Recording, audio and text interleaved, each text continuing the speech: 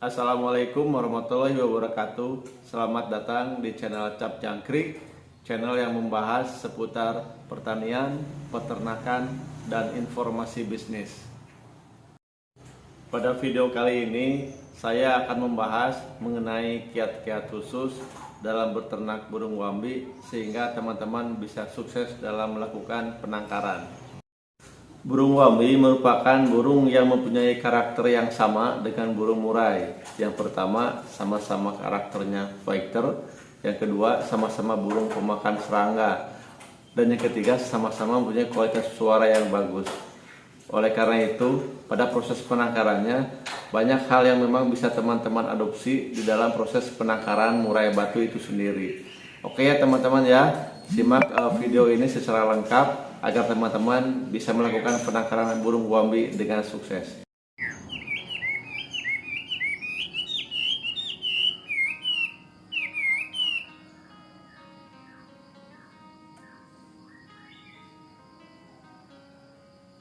Hal pertama yang rekan-rekan bisa persiapkan adalah mengenai kandang.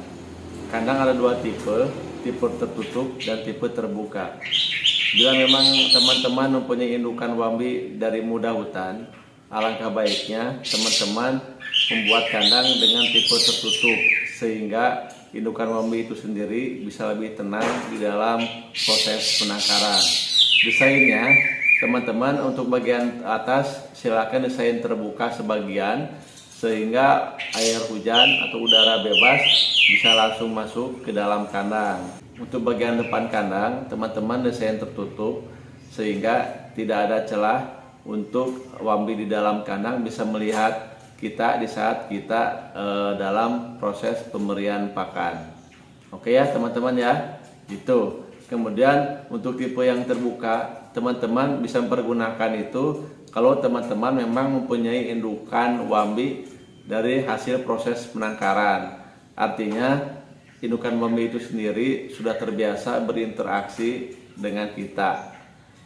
Jadi yang membedakannya itu kalau untuk tipe terbuka, bagian depan kandang bisa dibuat dengan ram kawat sehingga bebas berinteraksi antara burung wambi dengan kita di saat kita mau memberikan pakan dan sebagainya. Untuk interior kandang, ada beberapa hal yang memang harus teman-teman perhatikan dan persiapkan dengan detail. Yang pertama adalah bak pemandian. Teman-teman harus membuat bak pemandian dengan regulasi air yang selalu bersih. Dikarenakan burung wambi merupakan tipikal burung yang suka mandi dalam seharian. Yang kedua adalah mengenai dasar kandang. Dasar kandang teman-teman harus usahakan langsung ke tanah sehingga proses kelembaban bisa lebih terjaga, dan juga lapisan atasnya harus kita taburi dengan pasir yang masih ada kerikil-kerikilnya. Dan di situ karena burung wambi termasuk burung yang suka bermain-main dengan kerikil dan pasir. Kemudian selanjutnya mengenai sarang ya.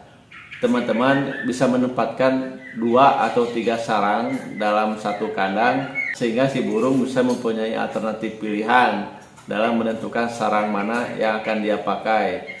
Kemudian selanjutnya teman-teman harus menempatkan tanaman hidup ataupun tanaman imitasi di dalam kandang sehingga dapat terkesan dalam kandang itu rimbun ya teman-teman. Seperti itu untuk interior kandang penangkaran burung wambi.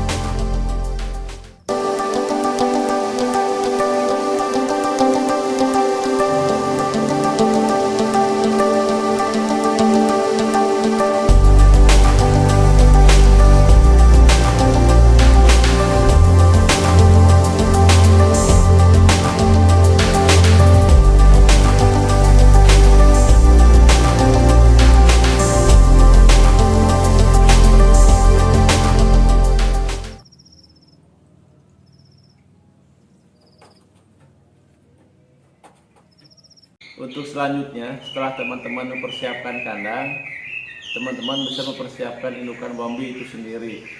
Saya sarankan untuk lebih mempercepat keberhasilan penangkaran teman-teman bisa menggunakan wambi untuk indukan dari hasil penangkaran, sehingga baik jantan ataupun betina mereka mempunyai karakter yang jinak dan mudah beradaptasi dalam kandang dalam proses penangkaran.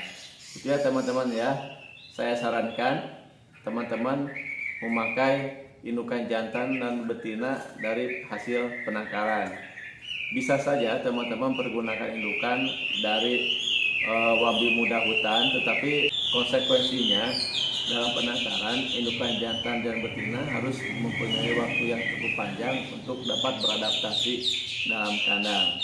Usia indukan wambi untuk betina, menurut pengalaman saya biasa menggunakan indukan betina setelah lepas trotol, yaitu usia sekitar 8 bulan.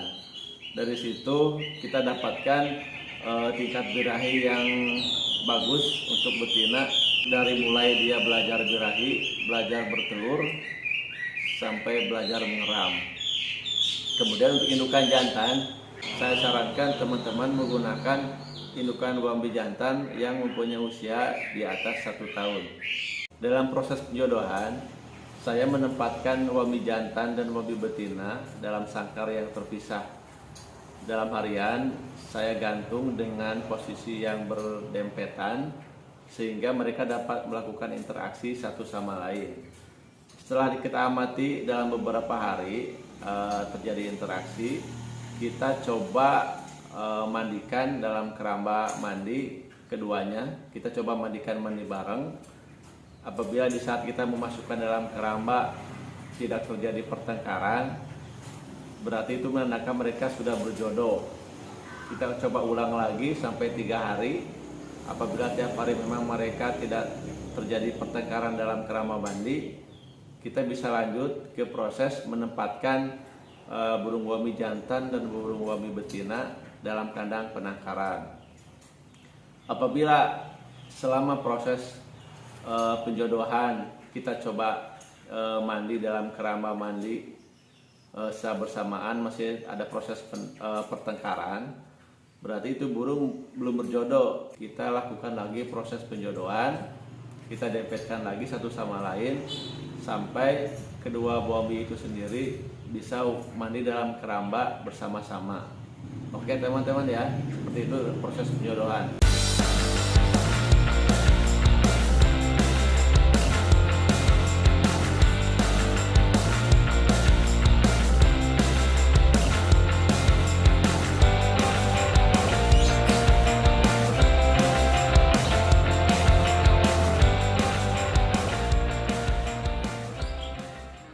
Selanjutnya adalah pakan atau ekstra puding. Ada beberapa ekstra puding yang harus teman-teman berikan pada wambi selama proses penangkaran. Yang pertama adalah jangkrik, yang kedua adalah ulat hongkong, yang ketiga cacing tanah, dan yang terakhir adalah kroto. Yang pertama adalah jangkrik. Saya memberikan jangkrik dalam porsi yang full tiap hari, karena jangkrik merupakan pakan wajib dalam proses penangkaran, sehingga kita tidak perlu memberikan pur di dalam kandang. Kemudian yang kedua adalah cacing tanah. Saya memberikan cacing tanah wajib tiap hari sekitar 15 sampai 20 ekor dalam kandang, karena saya berprinsip bahwa cacing tanah sangat bagus dalam mendongkrak proses bertelur untuk si betina. Kemudian selanjutnya adalah ulat hongkong. Saya biasa memberikan porsi ulat hongkong dalam kandang sekitar 2 sampai 4 sendok makan untuk sepasang. Selanjutnya adalah kroto. Saya biasanya memberikan kroto sekitar 2 hari sekali atau tiap hari. Kenapa saya menggunakan kroto? Karena saya berprinsip bahwa kroto bagus untuk bisa mendongkrak birahi indukan. Walaupun memang kebanyakan penangkar wambi anti untuk menggunakan kroto. Saya tekankan bahwa kedisiplinan kita dalam memberikan pakan atau men-setting pakan untuk ternak kita dalam proses penangkaran merupakan salah satu kunci sukses untuk keberhasilan proses penangkaran burung wambi itu sendiri. Selanjutnya adalah bahan sarang. Saya biasanya menggunakan untuk wambi bahan sarang yaitu yang pertama ada jerami padi yang kering. Kemudian yang kedua adalah daun pinus. Saya biasanya mengkombinasikan dua bahan itu, saya tabur dalam kandang sehingga nanti di saat memang si betina dan si jantan sudah mulai berahi, mereka akan memilih sendiri bahan sarang mana yang memang mereka sukai untuk membangun sarang. Selanjutnya proses pengeraman. Wambi melakukan pengeraman sekitar 11 sampai 14 hari. Setelah itu kita biarkan anakan wambi dilolos sama indukan selama sekitar 5 hari. Baru setelah itu bisa kita panen dan kita lakukan pelolohan di rumah. Sekian teman-teman video penangkaran burung wambi. Semoga teman-teman bisa sukses dalam proses penangkarannya. Terima kasih.